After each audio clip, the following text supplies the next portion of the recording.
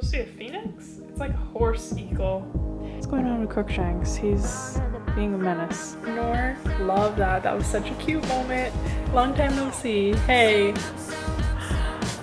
This has been a long time coming. I started off my Harry Potter series over a year ago, I believe.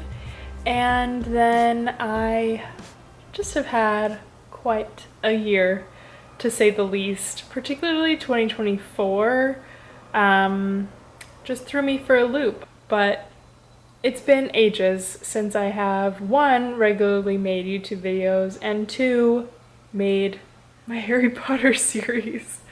But as I told you, I'm planning to read the series, and that fact has not changed despite all the other obstacles life has thrown me. So here we are, we're ready to go. Book 3, I have it. Prisoner of Azkaban. This has just been waiting on the shelf. So for those of you who are new here, my name's Gabrielle. Hi, I kind of left that part out.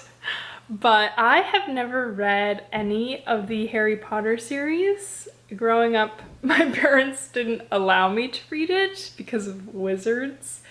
Same reason they didn't let me watch Wizards of Waverly Place or Twilight, which of course I've seen Twilight since then. You can't miss out on the glorious diamond skin. But and then obviously I grew up, so I'm an adult now. I could have read it since then, but I just never got around to it. So, and I think I watched the movies, but I don't actually remember the story. So, and I didn't grow up around Harry Potter fans, or at least those who told me what happened. So I need to know what happens.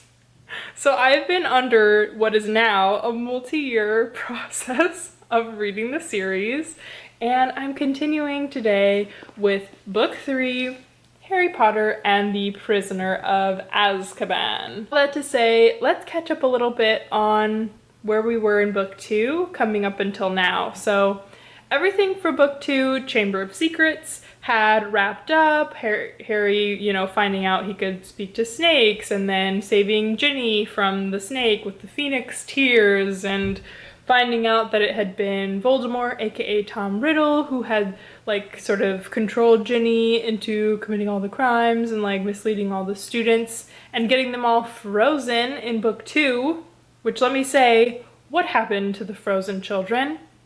Did they have to repeat the school year? Were they even allowed to? These are the things I need to know, and I hope are addressed in Book 3, because I don't remember them being addressed at the end of Book 2. But I need to know what happened to these children who were stuck the whole school year in these frozen states. Absolutely terrible. What I'm hoping happens in Book 3, I'm hoping there are maybe new villains, at least one new villain. Because of course, like Harry's family, they're terrible, hate them.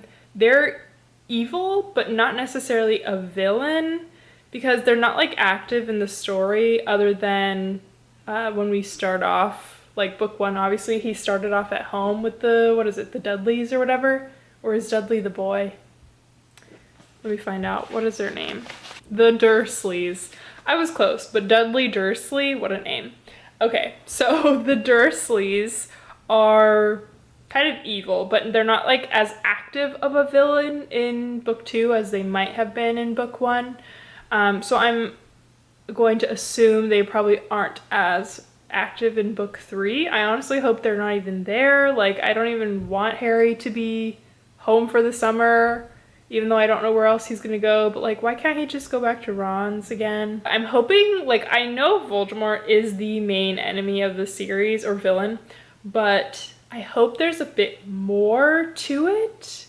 I know these are for children, but like, children can also grasp more complex concepts. And I'm really like, is that it? Because so far for the first 2 books, like, the main villain is just Voldemort. So I'm like, is that literally going to be it for every book? Like, it's just going to all come back to him every single time? I hope not. I'm assuming not, but that's what I'm like nervous about. Okay, let's just go into it. I'm going to start reading, and I'll update you on my thoughts as we make our way through the book.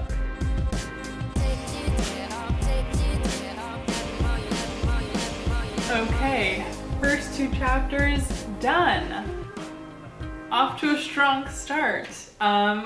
We start off again in the summertime before school has started. He's back at the Dursleys. I hate them so much. But right at the end of chapter 2, he runs out because Aunt Marge was just being terrible, talking trash about his parents, poor Harry's parents, saying like that they were drunk and they got themselves killed in a car crash. Just so terrible. The Dursleys are just so unbearable, so I'm glad that Harry has left the house, though he's nervous now about what the impact of doing that magic will have on him, like whether he's going to get expelled from school. I'm assuming not, but he did do magic and he is underage, which is not allowed when he's not at school. So I do wonder what's going to happen to him, and most importantly I wonder where he's going to go, because there's still part of summer left and now he's out on his own in just like the human world, the Muggle world, and I don't know where a child can go. So hopefully some kind of wizard sees that he's in need and finds him a place to stay. Back again, day 2. I read a decent amount. I am currently on page 110 and I read last night. So let's catch up on where we are so far with the first 25-ish%. Had quite a journey into Hogwarts so far. So all that drama with Harry's family and the Dursleys and the Aunt Marge or whatever at the beginning has passed. He took the night, what was it called? Like the night bus or whatever. He stayed in Diagon Alley for like 2 weeks. Everyone knows that, what is it, Severus Black? No, there's so many names. I cannot keep track. I have a lot going through my brain this week in particular, and then with all these names in this book, I'm getting confused because there's like Severus, Sirius, Dudley, Dursley, so many names. Anyways, let me not complain. So Sirius Black, I was gonna call him Severus Black. Sirius Black is on the loose from Azkaban. So he is, you know, the prisoner of Azkaban, assumingly. Supposed to be a phoenix? It's like a horse eagle. Sirius is on the loose, hunting down Harry, so people think. So the Weasleys are super concerned about him. Everyone at the school is like on guard, watching out for him. We have gotten into the beginning of school, so we have like the fortune teller class where the teacher is like, oh no, Harry's gonna die, but apparently she does that every year where she says someone's gonna die. But he's been concerned because he's been seeing some death omens around, so that's concerning. If we see a dog anywhere, we'll keep an eye out. But otherwise, Hermione, of course, has a busy class schedule, and Ron is just annoyed with his brother being the head boy and annoying everyone about it. And I'm so glad that Hagrid is doing a teaching role. So cute. And it's with monsters, right up his alley. Love that for him. Yeah, we'll see where things go from here.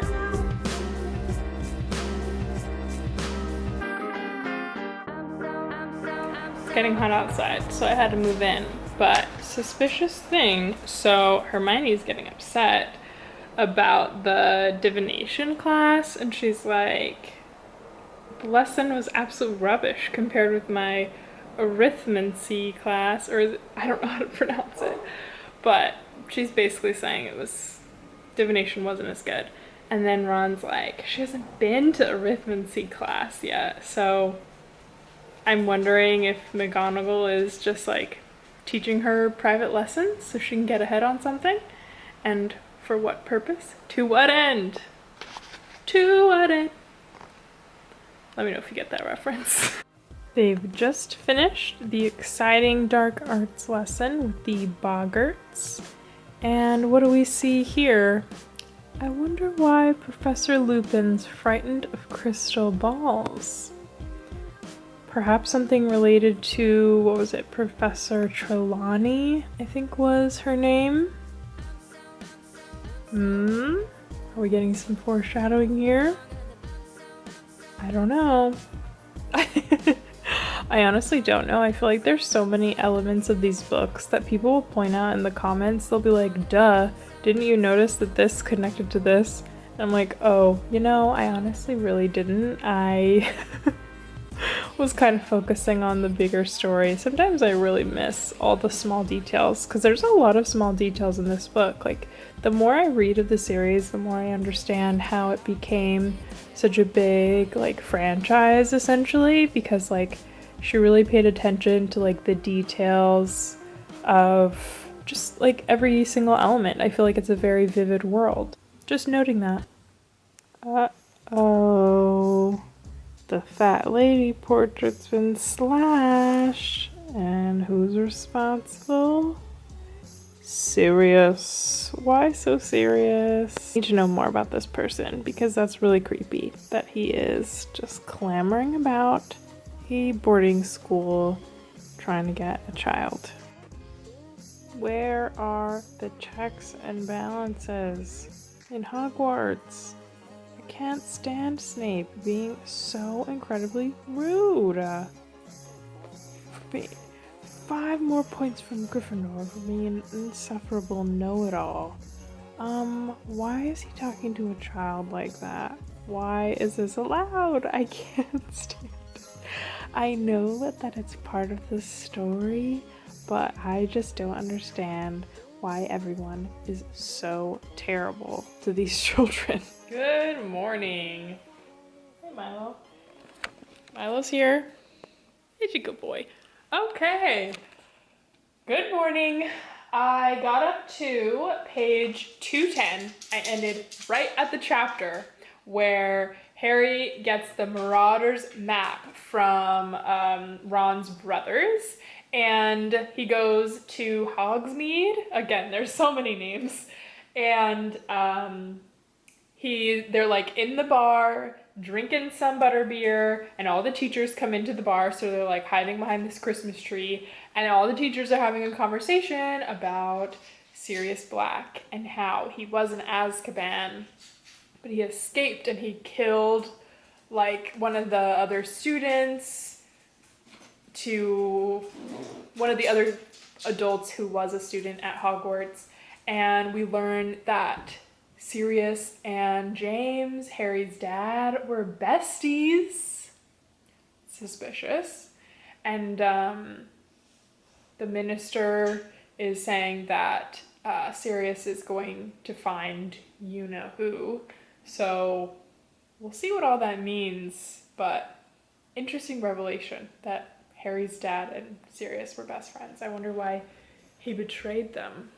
Okay, I'm back in bed reading. I won't show you my glorious face when I'm about to fall asleep, but I will show you where I'm at in the book, currently page 226, and we have had a conversation with Hagrid about how he has to handle his bird, horse, animal, I'm forgetting the name of it, and he's like gonna go on trial.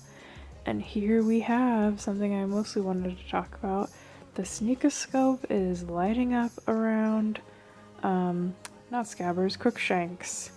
And Crookshanks is glaring at Harry, and Crookshanks has been causing a whole argument. Are we supposed to be thinking that Crookshank is Sirius? Like, is he disguising himself as a cat? Sirius Black, I mean? I don't know. What's going on with Crookshanks? He's being a menace. Let's get into a little bit of a catch-up on where we were. As you can see, I really don't have much left, so I'm definitely sure I'm going to finish today. But yeah, let's catch up. It's the favorite spot of this video, this corner of my couch. Let me set you down. In brief, the holidays passed. Harry mysteriously got the new Firebolt broom that he was admiring at the beginning of the book, so that was cute because now he could play in the Quidditch match. They won the Quidditch whole championships. Go Gryffindor. Love that. That was such a cute moment. And the super cute chapter when they win the Quidditch Cup ends like this, and I was like, oh, this was so cute. It says, if only there had been a Dementor around. As a sobbing wood passed Harry the cup, as he lifted it into the air, Harry felt he could have produced the world's best Patronus. So cute. His just happy memory over that moment. I love it when Harry gets some happiness because he has a hard life. And especially with the Dementors, like bringing up the sounds of his parents dying, that was quite rough. Like, that was pretty hardcore. So I'm so cute when that happened. Oh, also like intermix between Harry snuck off to Hogsmeade. He was like throwing mud at Malfoy and his friends, and then they saw him, so he had to run back, but Snape caught him. But Lupin, or Lupin, I don't know how you pronounce it, Lupin saved him from Snape and kind of like helped him, and then of course helped him learn the Patronus. Hermione's whole school drama has just been going on. I don't know exactly how that's going to be relevant. Like, I don't understand really why this is happening, but she's been having a lot of, yeah, I don't know, some character developments going on with her on the side, with like her taking 20 million classes at the same time, and then she just said, oh, I failed all my exams, and now she's starting to act like sassy, if you will. I don't really understand the purpose of that, but hopefully it'll be revealed at the end. I think I'll go ahead and finish today and then just sit down and give overall thoughts and summaries after I finish. Okay, I am finally home for the evening. It's like 10 o'clock. I'm super tired, but I didn't get a chance to finish this evening because I've been out of the house all night. So I'm ready to enjoy a little bit of ice cream. By the way, if you have never tried, focus on that, Yasso, these Yasso ice cream bars, you're missing out. But that's besides the point. Tonight, Milo is here with me. We are finishing this book. Let's get into it. Okay, I'm not understanding. The exam results came out on the last day of term. Harry, Ron, and Hermione had passed every subject. I thought Hermione had said that... That was loud, Milo. I thought Hermione had said that she'd failed. It didn't come across as though she was, like, maybe she was just saying, like, oh, I failed, as in, like, she was stressed. But that wasn't how I perceived it when I first read it. So this was a bit confusing. I feel like if a child was reading this, if they had paid attention to that, they would have been confused. But anyways.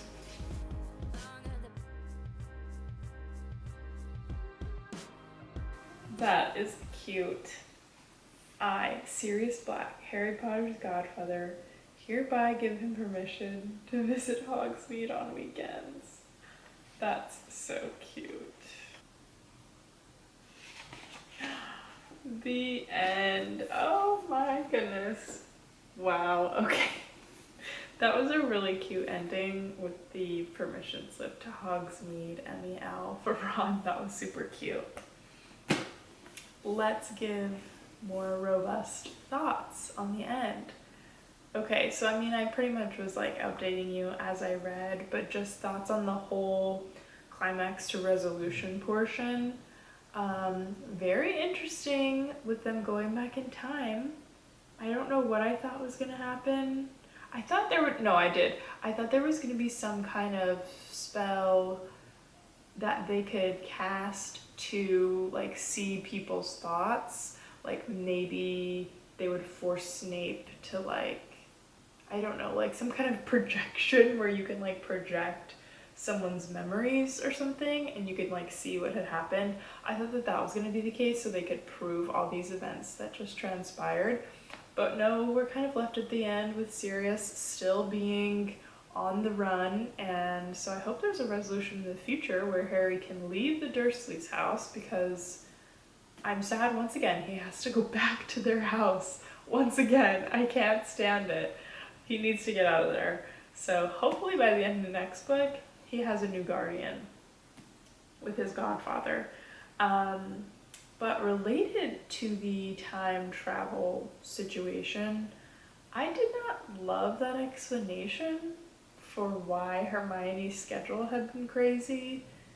I guess for a child, it's like kind of fun and whimsical, but it was kind of like, other than obviously for her to have it in the time when they needed it at the end to get Buckbeak, obviously it was needed then, but other than that, like, why did she need to do that? Like, okay, sure, she's an exceptional student and she can pass the courses, but like, for what reason? Why does she need to do that? I don't know. That kind of felt weird. Like, she just didn't really need to ruin her whole year and get stressed beyond belief as a 13-year-old for that. It just kind of felt a little bit over the top. So I wish that McGonagall had not allowed her to do that, because I just don't think it was necessary. Really sad that Lupin quit. Love a werewolf. Someone made a joke at the end. I hope that the next teacher is like a vampire. I hope it is. That'll serve them right for being prejudiced against Lupin and werewolves. Funny story though. Oh, it was a really cute moment when Harry had gone back in time and he thought he had seen his dad do the Patronus, but he realized it was actually him that had done the Patronus to save them. That was a really cute moment. Of course, it would have been cute if like his dad had been involved more directly, but knowing that his Patronus was his dad's like animal form was really sweet. And I'm not gonna lie, I had to look up because it was like, his dad was a stag. Oh, and that's why the name Prongs. I was like, I don't understand. What about a deer is prongs? So I just looked it up and it was saying how they have pronged horns. I was like, oh, okay, sure. I need to be more educated. I like this better than book 2. Book 1 is still, you know, the best of the series so far, but I did enjoy the overall plot more than book 2. I could have gone for a bit more involvement with Dumbledore. I feel like he wasn't really in this. And I liked how Hagrid was in this one less, because I feel like sometimes they just make him a little bit too over the top. And he gets a little bit annoying sometimes, even though I feel bad for him. So I'm glad he wasn't as involved in this book. Let me know what your thoughts are on book 3 of the series. No spoilers for what's to come, but of course I will be continuing with book 4. Also, let me know, at what point would you recommend that I start watching the movies? Because I do want to start watching them and like have that visualization connecting the characters and the plot, but I don't know if in the movies, if like they borrow from future books in the early movies, if that makes sense, because I don't want to spoil anything for myself. So at what point in reading would you say it's good for me to start the movies? Or do they keep it pretty like book specific where the movies match the books pretty exactly? Please let me know your thoughts. But yeah, overall, that's kind of it. I'll see you in the next one, and let me know if you have requests for any other book series that you really enjoy that I may not have read yet, that I could do a similar series like this on. Of course, I'll continue Harry Potter, but I'm sure there are a lot of other popular series out there that I haven't read, so let me know. But yeah, I think that is all I have for now. Thanks so much for watching. I'll see you in another video very soon.